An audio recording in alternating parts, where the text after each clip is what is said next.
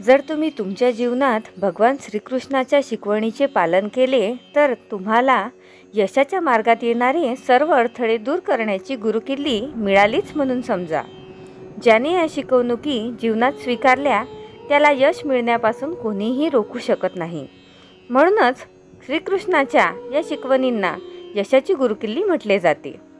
श्रीमद भगवद्गीतेत जीवनाचे सार आहे। यासोबतच यात यश मिळवण्याची अनेक रहस्येही दडलेली आहेत। महाभारताच्या युद्धात भगवान श्रीकृष्णाने अर्जुनाला गीतेची शिकवण सांगितली, ज्यामुळे पांडवांना कौरव सैन्याचा पराभव करण्यात यश आले।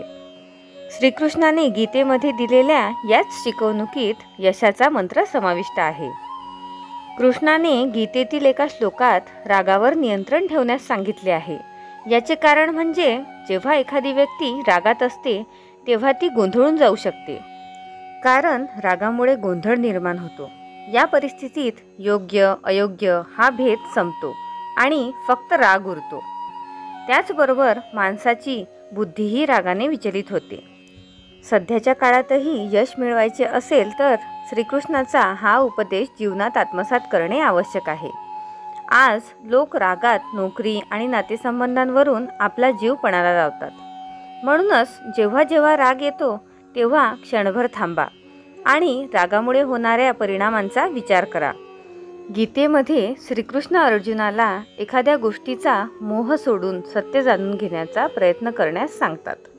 मोहाचा काही उपयोग नाही। शरीर नश्वर आहे आणि एक दिवस नष्ट होईल। म्हणूनच देहाचा मोह सोडून समाज आणि धर्म यांच्यासाठी जे चांगले आहे ते करण्यात अजिबात संकोच करू नका।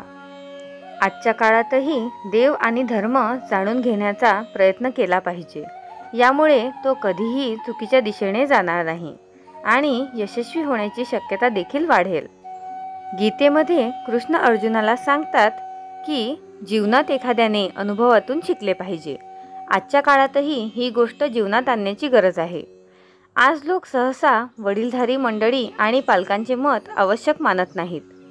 तुम्ही ज्या वयात आणि टप्प्यावर आहात तुमच्या वडीलधाऱ्यांनी त्या परिस्थितीला तोंड दिले आहे। म्हणूनच त्यांच्या अनुभवातून शिकून पुढे जा। याद्वारे तुम्हाला ध्येयाच्या मार्गात येणाऱ्या अडथळ्यांची जाणीव होईल आणि त्यांचे निराकरण करून तुम्ही सहज ध्येयापर्यंत पोहोचू शकाल। संपूर्ण व्हिडिओ पाहिल्याबद्दल मी तुमची आभारी आहे। व्हिडिओ आवडला असेल तर एक लाईक करा आणि मित्रपरिवाराबरोबर शेअर करा आणि कृपया माझ्या चॅनलला सबस्क्राईब करायला विसरू नका। धन्यवाद।